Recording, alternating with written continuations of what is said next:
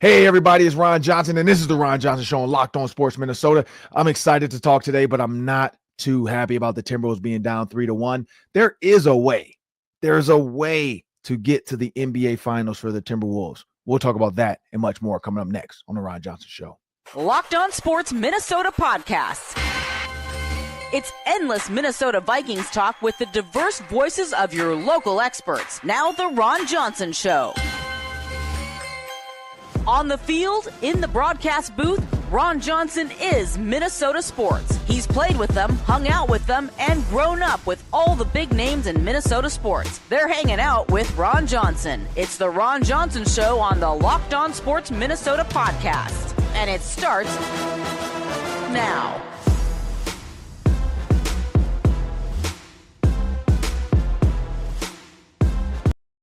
Hey, everybody, it's Ron Johnson, and this is the Ron Johnson Show on Locked On Sports Minnesota. I know a lot of you woke up today on a Tuesday and saw the little drizzles.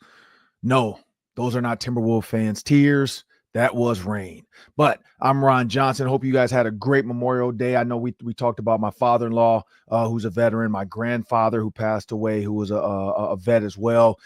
So I salute all the veterans that laid their lives on the line for our country, for those that continue to fight for our country and those that will in the future fight for our country. We really appreciate you guys and all the veterans out there. Hope you guys enjoyed your day off. The Timberwolves, I know they wish they had a day off. We're going to talk about that, but I want everybody to know today's episode is brought to you by FanDuel. Right now, FanDuel customers get $200 in bonus bets if their first $5 bet wins. And normally I have a $5 bet for you. The only one I can think of right now is bet on the Lynx. I mean, that's the $5 bet I would say go do. Bet on the Lynx. I know there's a funny one out there with parlays and that Angel Reese is going to miss her first basket. I don't know if that's on FanDuel. Sam will have to check that for us. But hey, if that's one, good luck, because you have a chance to win that and Angel Reese misses her first basket. I know it's a TikTok or a social media trend right now where a bunch of guys are just betting on Angel Reese to miss her first basket like 4 or 5 days in a row. It's worked because they're only 4 games in, so I think they're going to try this every game. But hey, bet on the Lynx. That's the way to win your first $5 bet, and then you will get $200 in bonus bets. I've done it myself. I did it back with the Lakers and Nuggets series way back when, and it worked. They covered. I bet them to cover. I think they were like 6-point favorites, and thank goodness they won by 5.5. Because I was a little bit nervous. It was getting a little tight where they weren't going to win by. They had to win by at least 6. And they almost screwed me over, but they won by I think they won by like 6, but it was like 5.5 or something. And I got it. But again, it's time to bring my producer to the show, Sam Ekstrom, as we talk about the Wolves Thunder game 4. And I know a lot of fans out there were hoping for a win. I was hoping for a win. It felt like when Donte DiVincenzo came into the game and started knocking down threes, I really thought it was going to happen, Sam. I don't know about you, but Donte DiVincenzo, and again, I don't know if it's just me, and maybe because I'm on TV, maybe because I do games for the Minnesota Vikings and the Gophers, and I talk stats, and I've done play-by-play for the Big Ten Network or color commentating. I'm not the play-by-play guy. I'm the analyst. I just analyze the play after it happens. They love to point out that Donte DiVincenzo hit like 283 threes or something like that. Or what was the number for the Knicks that they keep bringing up? Yeah, I heard Richard Jefferson say that exact number. Last year, DiVincenzo, when he played a ton, 283. Big-time shooter. And so they love to bring that up now. They also brought up that he was playing 40-ish minutes a game or something like that, or 40 minutes a game with the Knicks, and he's not getting that with the Timberwolves. So that could be part of the problem or why he's not, getting those type of numbers anymore. But my issue with that is still come in and knock him down. He's coming in, he's knocking him down. I do really wish the Timberwolves could figure that out. When you look at team stats, and we're going to go through the numbers, and I got my glasses today, people, so I don't have to squint because, I'm getting old, and I got to use my my device to pull up the stats. But I got the stats, Sam, and so that's when the teacher steps into the room and puts the glasses on. But, Sam, when you look at the stats right now, so field goals, Timberwolves, 51%, OKC, 50%. And so 128 to 120, again, lost by 2 doesn't really tell the true story of the game. We know that. 3-pointers, 43% to 43%, almost 44%, but 43 to 43. So 18 for 41. Even though they were 43%, Sam, 18 for 40, like 41 threes. And again, the Thunder shot 37. It just feels like at some point, if you're not in the 50s or 60s even, go to the basket. SGA does a great job of getting to the basket, getting to a spot. The Thunder do a great job of taking that mid-range. They figured out this little zone the Timberwolves play from time to time, and the middle guy is not always the same guy. And I think that's the key of breaking down that zone is you have Chet coming in the middle. You have Williams coming in the middle. You have SGA a couple times came in the middle. And and when he gets to the middle, he's like, oh, wait, Rudy's about to step up. And then he takes Rudy out for a dance. And then when you look at the free throw percentage, 76 to 76, I mean, it was 78, to 76. Total rebounds, 41 to 36. And there's one rebound, Sam, and you've probably seen this, and we heard Anthony Edwards talk about it. The offensive rebound that Rudy Gobert played defense masterfully on SGA. And it was a little miss, and it just felt like for a stretch after that, OKC hustled way more than the Timberwolves. OKC was going after balls. They were rebounding better. They were attacking more. They were just being a little bit more, and I don't know if they were tired, the Timberwolves, but it's just offensive rebounds, 19 to 19. Maybe, defensive rebounds, 22 to 17. Should be 23. It's a defensive rebound I'm talking about that Rudy Gobert had. Assists, 30 to 22. Blocks, that's a little unnerving, but we know Chet Holmgren is a great defender, 5 to 3. Edge to the Timberwolves or to the Thunder. Steals 14 to 8. Again, edge to the Thunder. That's where you kind of like, and then turnovers. 21 turnovers. That's small things that you can stop. And then points in the paint, 46 to 42. So, that's part of it. But again, it's that mid-range. It's not so much the paint, but it's that little 1 or 2 steps outside the paint. Personal fouls, 20 to 22. Now that's another one. People are like, oh, the Timberwolves, the Thunder are getting way more foul. They're not getting way more fouls. What they're getting is egregious calls that should not be called. SGA is a free throw merchant. Doris Burke even said it on the broadcast, which was hilarious. I normally, commentators don't play into the social media narrative and the fan narrative, but I love that Doris Burke isn't afraid to admit it. And was it Richard? I keep thinking it was Reggie Miller, but it wasn't Reggie Miller, right? It was Richard Jefferson. Richard Jefferson on the call, yeah. So Richard Jefferson brought up the fact that he was like, anybody can do this. SGA is just really good at when he feels your arm across his body or in his chest, and he doesn't go up to shoot. He hooks the arm first, then he pulls over to shoot. He's making sure he keeps your arm with him. And that's why Jay McDaniels pushed him. Because he's like, dude, stop why are you grabbing me? I'm just trying to play defense, and you're reaching for me to get me to foul you. And that's what he does. He hooks the arm and then he goes up. And to me, it's Bush League. Now, again, I'm guessing in the offseason, there's going to be videos of all these plays. Just like the pump fake thing was the one back in the day, Kobe. Kobe was good for pump faking you, getting you to jump, and then they lean into you. Referees were showing that video. Hey, watch the launch. If their angle is not a normal shooting trajectory, so for the camera, if they're going, for those at home that are not watching on YouTube and you're just listening on your phone device, appreciate you guys, by the way, those that continue to download us on Amazon Fire, Roku. If you want to stream us on YouTube as well, we thank you. Just make sure you go on and subscribe. We're trying to get to 10,000 subscribers before the football season starts. But if you can't see it, I'm making a triangle angle. So when you think about the trajectory of the shot, it should go this way, right? Or even this way a little bit. Even the fadeaway, James Harden. But guys are launching into the player and then shooting. SGA does that all the time. He creates contact, flops, throws the ball up. It's bogus. He's getting the call. There was one time I think he didn't get the call, and he actually got tripped, which is so funny. It's like the boy who cried wolf. He actually get tripped, and the referee's like, I'm not giving him that crap. Ball, side out. Ball, go to the Timberwolves. But when you think about the whole process of this, that's where fans are mad. And that's where it doesn't feel like the fouls were close. It feels over-exaggerated because of the SGA fouls that should not be fouls. And I think that's why the Timberwolves are frustrated. Now they're down 3-1. And to pay off the tees, my biggest thing is in order to win, now I'm looking at the way they have this. They dominated in every category except for offensive rebounds was tied. So if you go turnovers, that's where they got killed. But if you go all the way down the list, field goal percentage, 3-point percentage, free throws, all the Timberwolves had it all. The only thing they lost in was blocks, steals, and turnovers, which are a huge part of the game. The block side of it, Rudy Gobert, get one more block, get two more blocks. Jay McDaniels and Naz Reid, we need one or two more blocks. Anthony Edwards, go get a Michael Jordan type block. Steals, that could flip your turnovers. If they're not allowed to steal, if you don't have the ball stolen with lackadaisical dribbles, not realizing that the Thunder are playing high intensity basketball at the moment, and they're going to be amped up in their own building because they can close it out, go to the Western Conference Finals. And then turnovers. Now, somebody did bring up, and I'll wait, but I do have another thing somebody brought up about OKC in this round of scoring, and we've seen this before. But Sam, what were your thoughts on Game 5? In my opinion, I just think the Thunder, when they show stretches of go, the Timberwolves have to match their intensity, and they didn't do it. But yeah, the turnovers, if they can win the turnover battle, they have a chance to make this a 3-2, bring it back to Minneapolis, make it a 3-3, and then go back to OKC for Game 7. And then there's anybody's ball game.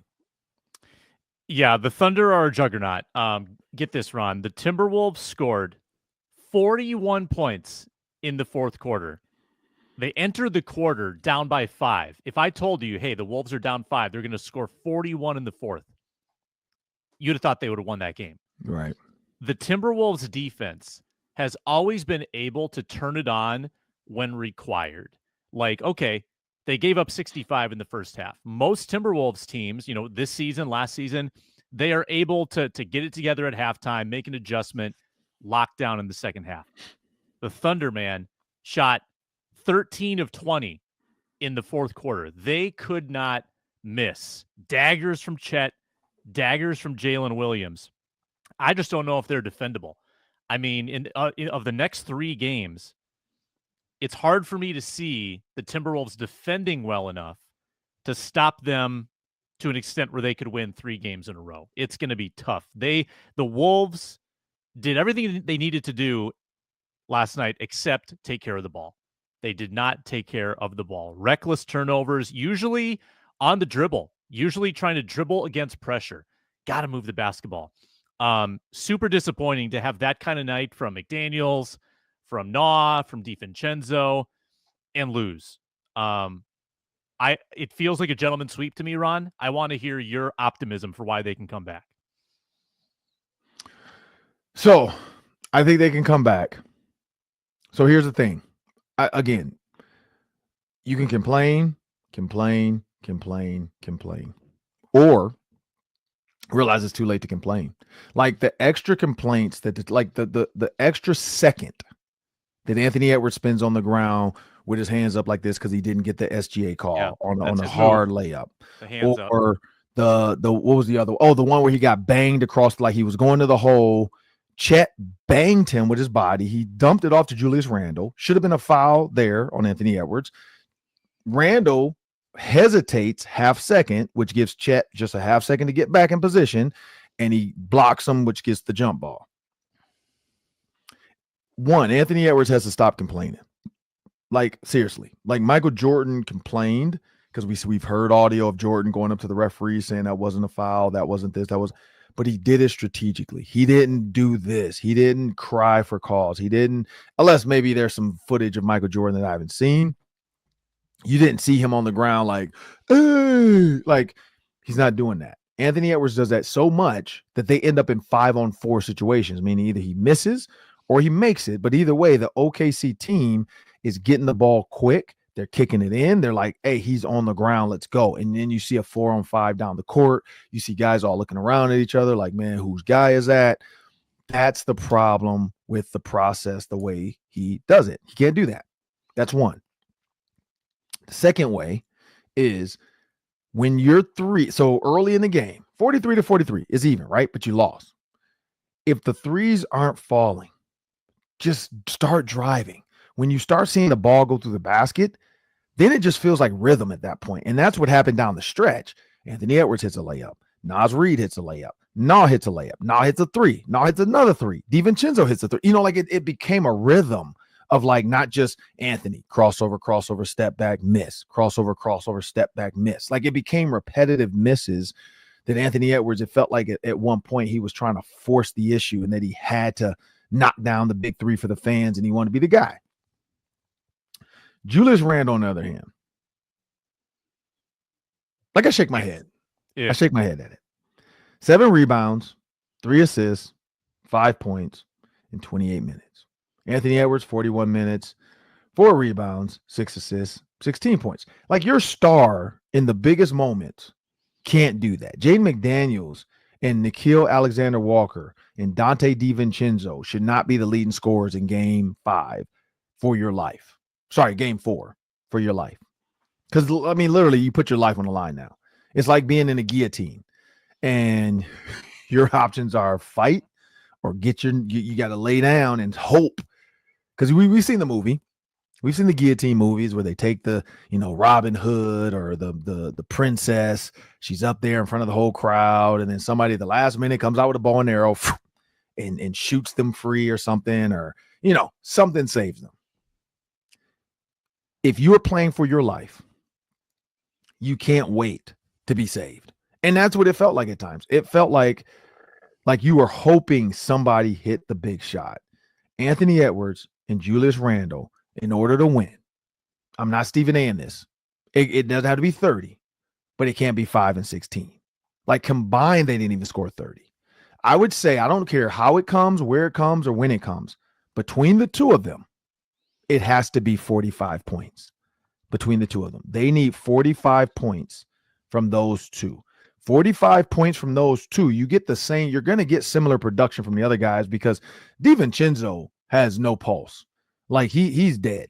He just goes. He doesn't care. He doesn't get nervous. He doesn't care what the situation is. He's going to curse out whoever's in his way. He's going to bump, push, point. He'll poke somebody in the eye if it was legal. So he's a killer. We know Nah is playing at a high level because that's his cousin. He knows his cousin, and he's D'ing him up for the most part. It's just the refs are giving him. And I will say though, they're picking the crap out of him to get him a matchup that he wants. Nah is trying to fight off the picks, and the picks are illegal. Like you're not supposed to be able to walk into a guy as another guy is dribbling and getting his way. Like I don't understand the NBA and how laxed the rules have become. It's super relaxed now. It's just not the same as it used to be. You could not move and pick a guy. Now guys are just running into guys, like literally blocking guys down the field almost. It's literally like a screen. Like, I mean, I've seen a couple times where they're pushing, like the OKC guy sets a pick, and the guy from the Timberwolves is either trying to get around and run out, and the guy's just running through him. Like, he just moved. It's like, that's a flag. You can't do that. It's not a flag. It's not football, but it's a whistle. Like, he's just, like, plowing through the guy and holding him. Now, that works in pickup basketball. That works at your local gym or your high school pickup game. It should not work in the NBA, but I feel like either the refs were told long time ago, hey, let's make this game more interesting. Let's make this game more fun. Let's not blow the whistle about all this dumb stuff. Because a lot of little things that would have gotten called back in the day is not getting called right now. But yeah, in order for them to win, Julius Randle and Anthony Edwards have to score 45 points combined. I don't care if it's Ant 30 and Julius 15. I don't care if it's Julius 30 and Ant 15. They need 45 points. They have to. What was that, 21? 21 between the two of them? Can't work. They got to double. And again, that's a tall order. Tall order. They got to double their production. But I think they can get it done, Sam. I don't know. What do you think? Yeah. So next segment, Ron, we're going to talk more about Ant versus SGA. And I'd like to hear your response to Ant last night defending his performance in the postgame. When the reporters asked him, he said, I didn't struggle. I made the right decisions. I want to see if you agree with that. Maybe we could get into that a little deeper in the next segment. All right, let's do that. We'll have a word from our sponsors, and we'll be back to see what we think about Ant in his comments. Let's do it. Before we get to that, we're brought to you by FanDuel Sportsbook. NBA playoffs, conference finals in full swing. Knicks Pacers tonight, 2-1 Indiana at home. Can they take a 3-1 stranglehold? They're -2 on the spread. I like the Pacers tonight. Tomorrow night, the Wolves fighting for their lives. They're +8.5. Thunder, heavy favorites in OKC. Bet those lines and dozens more wagering options at FanDuel. And if you're a new customer, you want to do some player props, some same-game parlays, make a $5 bet. If you win that bet, you get $200 in bonus bets. And you can spread that around, sprinkle it across the rest of the NBA playoffs or NHL conference finals and Stanley Cup upcoming. We've also got baseball to wager on as well. Make every moment more with FanDuel. They're an official sports betting partner of the NBA. Bet 5, get 200 if that $5 bet wins. Head to FanDuel.com today.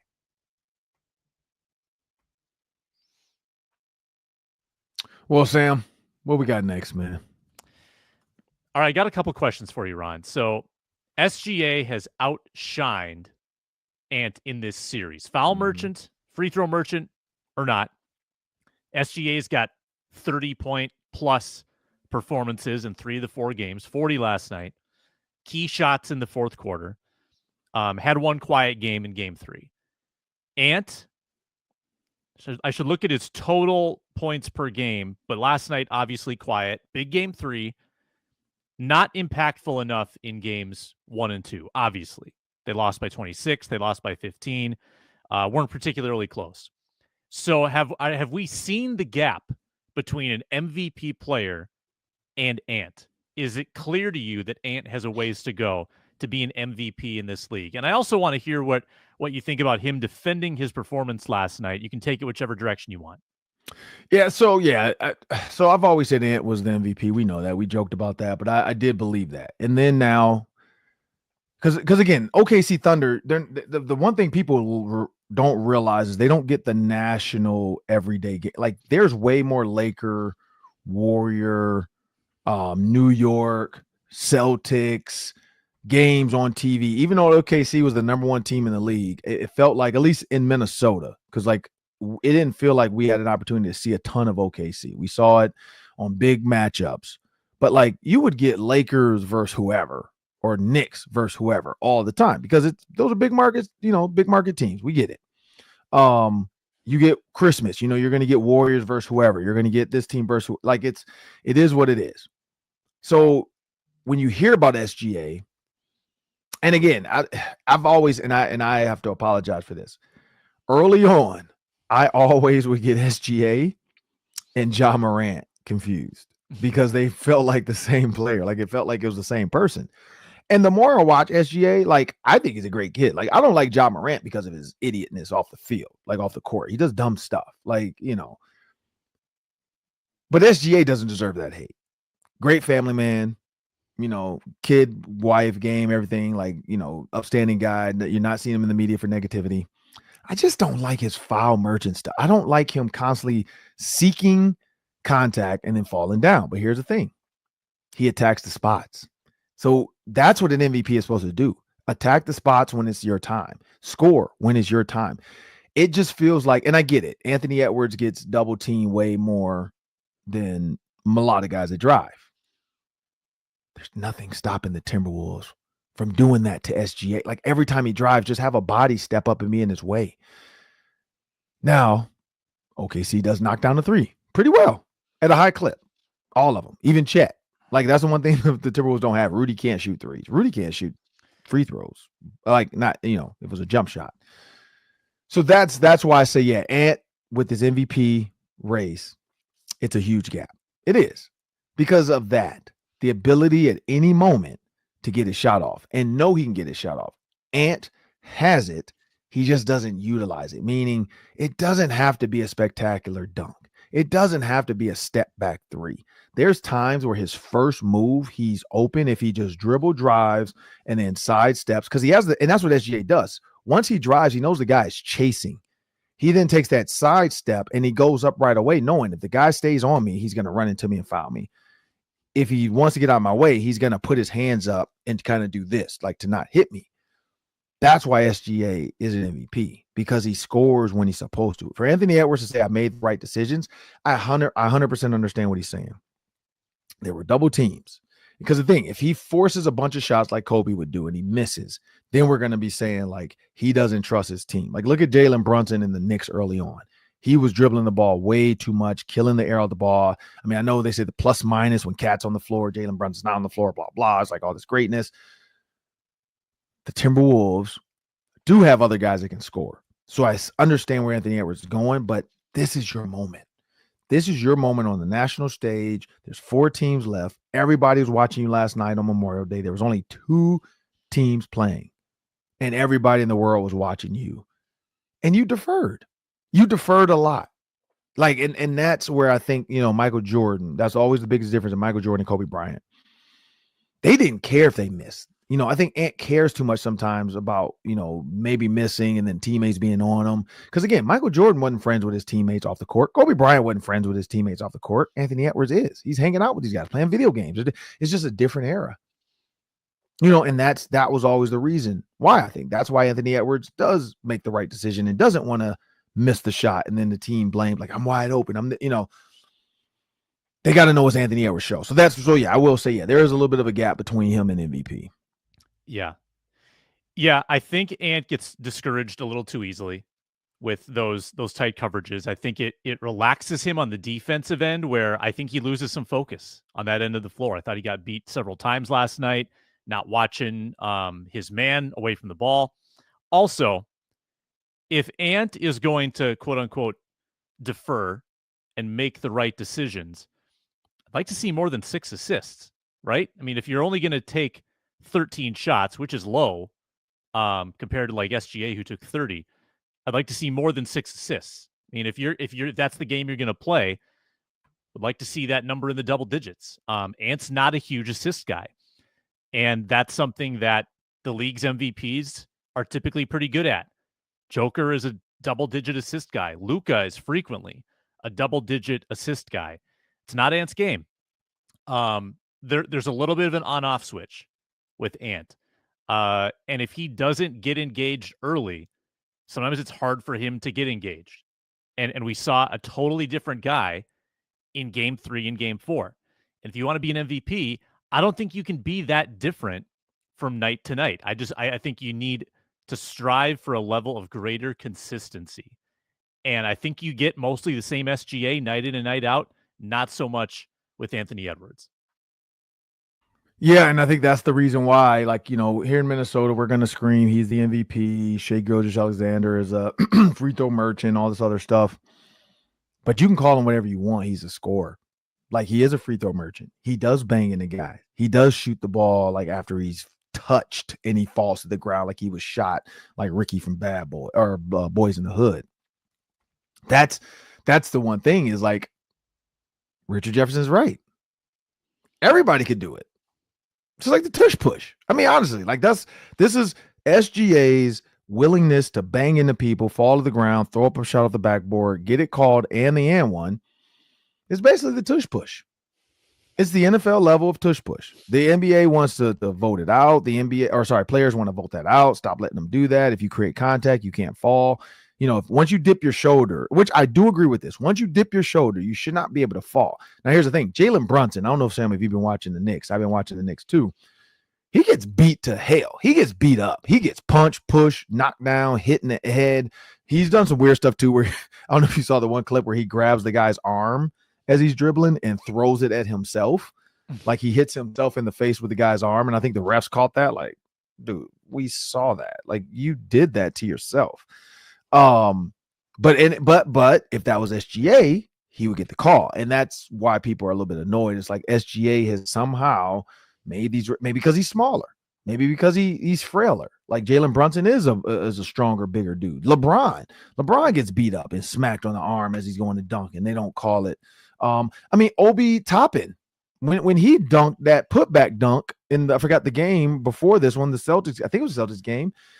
They said that should have been, maybe it was the first game of the Knicks. They said that should have been an and one, and he didn't get a call. Because again, he's big and strong, and the guy went through his arm. He dunked it. No problem. Didn't fall, didn't flare, didn't show. Those are calls that are missed because of how big and strong guys are. SGA is such a small, frail guy that when he flails, everybody watches. And the refs are like, foul. What? Where? And we can see it on TV. But if you're going full speed, I tell people all the time, going full speed, referees can't see that the way we can see it at home. Now, I do think there needs to be a level, just like the computerized pitch count thing or whatever for strikes and balls in the MLB, and the ability to, even in college softball now they're doing this. They go to the headset because they want to make sure they got the call right. I think the NBA needs to add that. I think the NBA needs to add the ability for the refs to just be able to watch that stuff quickly. Like from New York, somebody else can quickly just like foul. And then 5 seconds later, not a foul. New York said he flopped. All right. Timberwolves ball, you lose it for flopping. So, don't act like technology can't help us out. I think they could. But yeah, there's a gap. SGA scores and anybody could do it. Everybody's just not doing it. Nobody else has like perfected it the way he has. And I would hate for Anthony Edwards to become a flopper. Like part of the appeal of Ant is that, yes, he is a complainer, but he's not trying to sell the call. He's not, he's going strong. He's getting hit. And a lot of times he's not getting the whistle.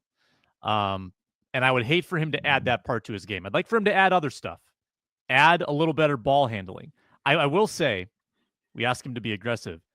I felt like when he got aggressive last night, that's when he turned the ball over. He was trying to drive into 3 people. True. That's when he got actually a little careless with it. There's a lot of room for him to grow. But we forget, he's 23. He's 23. A lot of the greats, they didn't start winning titles until 24, 25, 26. Yeah, well, he's got time. And I mean, looks like we don't know what's going to happen with Julius Randle on his contract, if he's going to re-sign. There's some other guys. Dante DiVincenzo, do they run that back? Because we always talk about that every year. We thought, honestly, and I'm still wondering, we'll see what happens with this Knicks Pacers because they tied it up. Or sorry, they're 2-1 as well. They play tonight, I think, if I'm not mistaken. Yeah. If they tie it up and Cat has another big game, we're going to, because at first we were like, oh, it was an even trade. This was great. Julius Randle's I don't know. I don't know. Cat can give you 30 when he needs to. He does do the stupid offensive foul stuff, but I don't know. I mean, we'll see if the Knicks somehow pull this. And if the Knicks and the Timberwolves lose, then what? Like, do we still just call it a wash because they made it? They both made it far. Yeah, a wash. I think so. But we'll have to wait. We got a couple more games left to see if the Timberwolves can climb out of this hole, to see if the Knicks can get past as well out of their hole with the Pacers. They have a chance to go 2-2 tonight. They can tie it up 2-2. Watch out. The world wants the Knicks in this anyway. Knicks and OKC. Either way, though, OKC and either of these two teams is not a fun series. Like, it's like, I'm going to watch it just because, but I'm not going to be, like, staring at it. Like, I'll be checking in and out of it because I just don't like the storylines. I just don't like it. I'd rather have the Thunder, the Timberwolves versus the Knicks, because then you get that. Even Timberwolves Pacers seems weird to me. Like, I think the only real answer is the Timberwolves Knicks, but we're not going to get that. I don't think. Like, I think the Pacers are going to be Pacers OKC, and it's going to be real weird. The only thing we can hope for is Tyrese Halliburton's dad, because he is let back in the stadium now, that he gets to get back on the court and he chases SGA down next instead of Giannis. But yeah, we'll be back after a short pause, and we got the Daily 3 coming up next.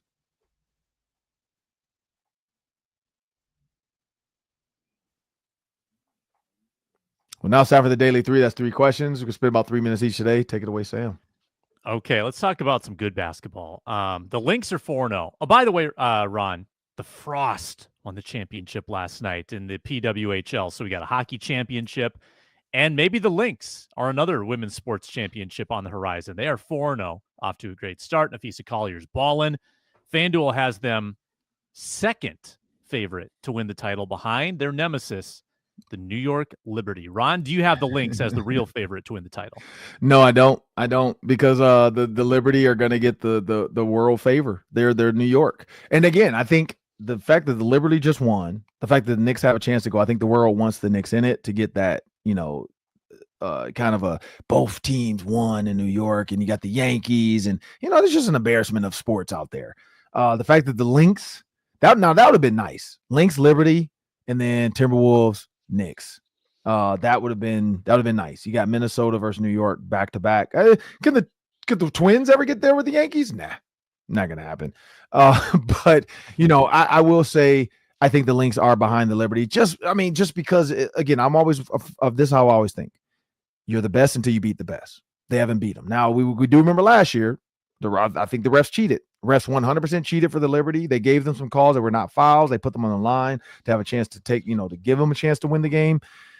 they got robbed, and it is what it is. The Liberty have the thing. The Lynx do have championships.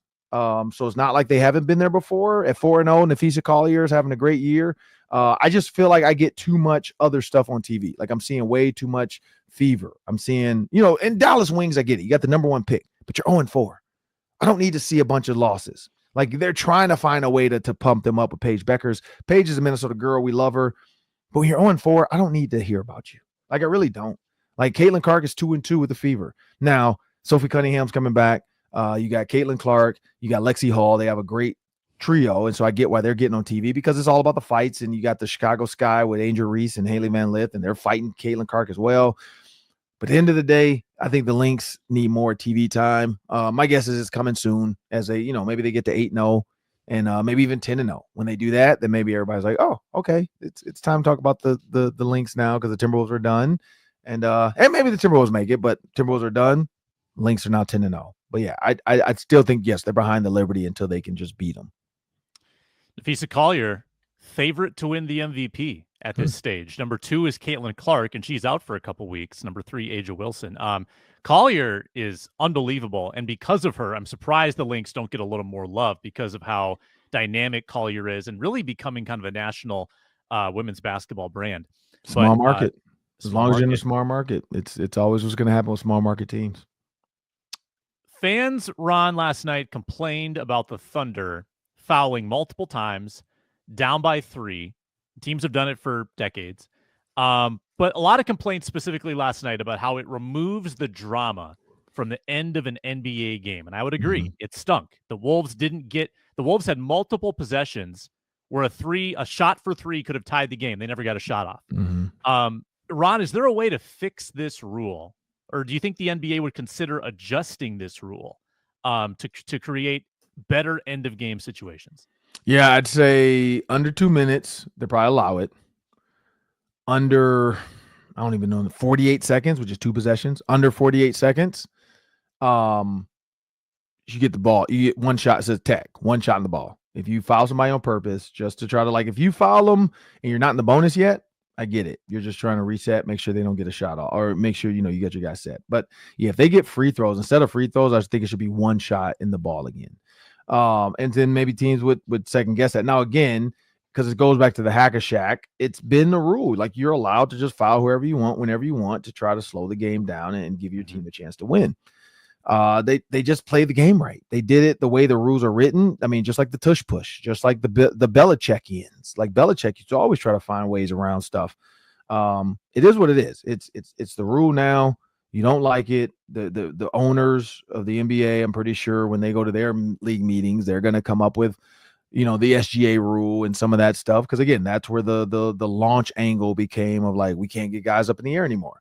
So this might be another thing for the competition committee to look into, to say we're really taking the basketball out of this and making it an IQ. It's an IQ move, great, but we're really taking the basketball out of it. Now, at the same token, make your first free throw, miss your second, get the rebound. I think that's the other part of it. But yeah, it sucks that they can just grab a guy. And again, even if he gets 2, so if you foul me, I still get 2 steps and I can shoot because it's continuation. I think they need to allow that. It needs to be a gradual, because then they're going to foul him too hard and then it becomes a tech. So I think you should be allowed to gradually keep going and try to shoot it after the foul and get you 3 shots. If you want to add those other stuff, as soon as they hit you, you blow the whistle, boom, boom, I get 1, 2, and I'm throwing it up. Because they're calling the Shai stuff technically on the floor, but they're saying he gathered when he bumps, and so they're giving him the foul and the shot. I don't see why it shouldn't be the same for that. I've got 2 adjustments. Number 1, final 2 minutes of the game, teams are given currently 2 timeouts. I would knock that down to 1, create a little more flow. Number 2, on the down by 3 thing, I would permit it 1 time, but not 2. Okay. So the second time you do it becomes a tech. So last night would have been that would have been a tech last night because the Thunder, I believe. Because then you got to decide when you want to do that. Right. Yeah. Do you risk doing it too early? It's like the timeout thing. If you bang 2 timeouts, it's tech. You get 1 timeout, and then if you have to call another timeout because something didn't happen, It's a Right. tech. Or like not having a timeout and you bank a timeout, it's a tech. In the NFL, there's one too. What is it? The jumping off sides twice. Remember that? Belichick did that. Oh, yeah. Yeah. The jumping off sides twice thing. That's a personal foul, I think. Yeah. Correct. Because there used to Sportsmanlike be you conduct. could jump off sides twice and the clock keeps running, and then you would just keep doing that and you would just keep doing it. And then you never have to punt the ball. Now, yeah, it's a personal foul, clock stops, you get your yardage, and they do it again. Same thing, clock stops. Like we're making you punt this ball. You're not about to just run the clock out with offensive fouls. Penalties, because the game can't end on an offensive penalty. And so I think that's what they're trying to do. Same with the defensive penalty, because defensive penalty, you could decline it, game over. Offensive penalty, you got to play it out. And that's what Belichick figured out with that punt thing. So yeah, I like that. You get one under 2 minutes and you decide when you want to use it. And if you use it at the wrong time, that's your fault. I like it. I like it. What we got next? Yeah. All right. Off-season activities for the NFL are fully underway now. We've got the Vikings starting OTAs this week, and Aaron Rodgers is still unsigned. Do you think that happens, Ron, before OTAs are done? No, I don't. I mean, unless the Steelers are ready to pull the trigger. I mean, again, everybody keeps saying this, and we have no idea that they're like, he's waiting for the Vikings. The Vikings seem to be perfectly fine and happy with what's his name? JJ McCarthy. Yeah. So I just don't see a team other than the Steelers really feeling like they need to pull the trigger. We know Mason Rudolph can't take them to a playoff game. We know that Aaron Rodgers can. I think Aaron Rodgers, it's a dollars thing right now. How much do you think you're worth versus how much we think we're worth? And we know Rodgers is rich. Like, he's made a ton of money in this league. He's played for a long time. He doesn't have to walk into any building for $1 million. He knows his worth. He knows he can tax them because they need a quarterback. I think now it's figuring out signing all the rookies, getting through minicamp.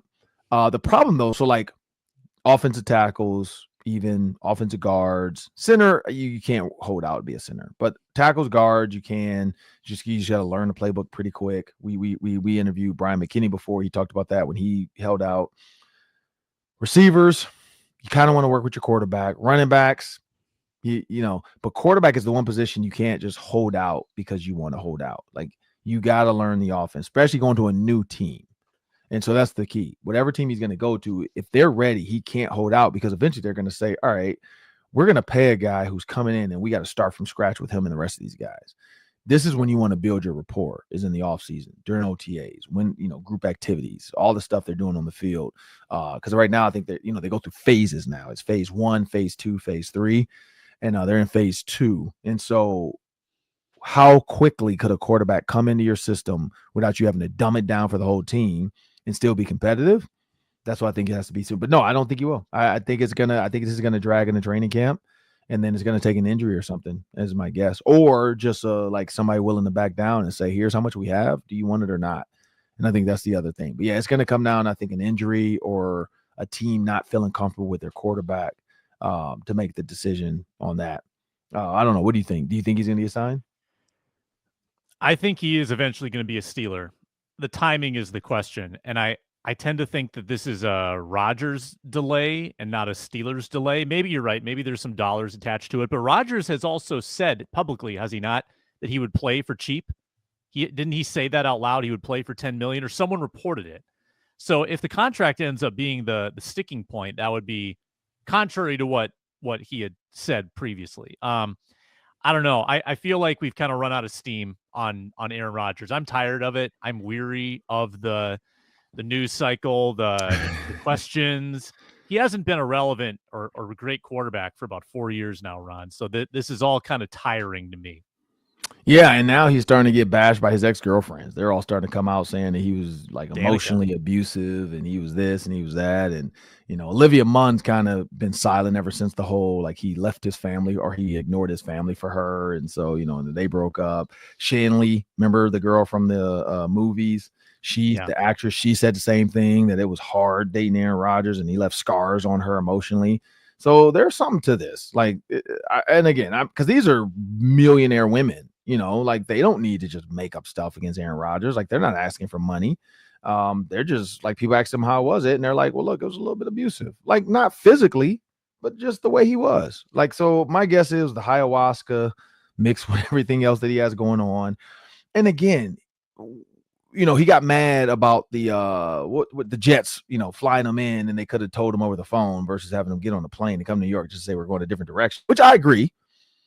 But also teams are looking at that like, dude, you're willing to pick up a microphone at any minute and bash us. Why would we want that in our locker room? Like, you're willing to get on Pat McAfee and kind of talk about what we're doing here. Why would we do that? So, and he doesn't want to give that up, it sounds like. Like, teams have asked him, are you going to keep doing this? And he's like, yeah. So I think that's the other side of the coin. Like, there's some things that come with him that maybe some of these teams don't want to deal with. And I think that's the other side of this. But, we'll see. We'll see if training camp, if he gets signed with somebody, looking forward to it. But the Minnesota Vikings, it's coming soon. It's coming soon. Mini camp when everybody's going to be in town. Media will get to be out there and see it. I've seen some of the stuff, but I'm not going to talk about it until everybody's clear to be out there because I don't want to be a part of that. So I'm saving it for when everybody's invited. We can all talk about the Vikings. But I will say this. It's going to be a battle in that receiver room. I can tell you that much. It's going to be a battle. Felton right now is, like I told you, Jalen Naylor and him, neck and neck. Whoever wants it, that's what it's going to come down to. Whoever wants it. We know the running backs are kind of 1, 2, 3. We know where that goes. We know C.J. Ham's a fullback. We know the tight ends. T.J. Hawkinson has it. J.J. McCarthy's QB1. The offensive line is pretty much set. They're in their spots. Swing guy, they got to figure that out. Defensively, I think Kobe King's that linebacker 4. Like, I think he's already passed Brian Asamoah. And that's the tough thing about the NFL. They might draft a replacement the next year. And it looks like Kobe King is going to be the guy to come in right behind Blake Cashman. Blake Cashman's had the toe stuff, the ankle stuff, the shin stuff, the hamstring stuff. So Kobe King's that guy. And also we know Brian Flores likes to spread it around. So I'm looking forward to mini camp. We got a couple more weeks of basketball, though. I'm a big basketball guy. So we hope the Timberwolves can pull it off. When do they play again? Wednesday? Wednesday on the road. Try to set up a game 6. Man, I'm pessimistic, Ron. Maybe by tomorrow, I'll be there. I'll be excited again. Thursday, the next Thursday football party. Last week I wasn't able to join. I had some family stuff, had some work stuff, getting ready for my daughter's last day of school. So I wasn't, my time ran out. But next time I join, Timberwolves might be done. It might be a Thursday all football. Like, I might not even have any basketball jokes. Like, none. Because it might be over. Or we could be talking about they forced another game. They forced a game 6. They're going to force a game 7. And there's hope. But, yeah, I don't know. We'll see. But I'm Ron Johnson. That's Sam X. I want to thank you guys for joining us today on the Ron Johnson Show. Stay tuned. We got a lot coming up this summer. We got a lot of potential guests we've been lining up. But we want to kind of get basketball. See, we don't want to flood the football stuff just yet. We want to stick with this basketball theme. Maybe we'll try to get Parker Fox in here when the season ends. We know we talked to him about coming on the show, and so maybe we'll get him on to air his out Tuesday if the Timberwolves happen to lose, and maybe we can get his take on the season. Also, Gophers basketball, what they got going on. But again, I'm Ron Johnson, Sam Extra. Make sure you guys subscribe on YouTube, and have a great week.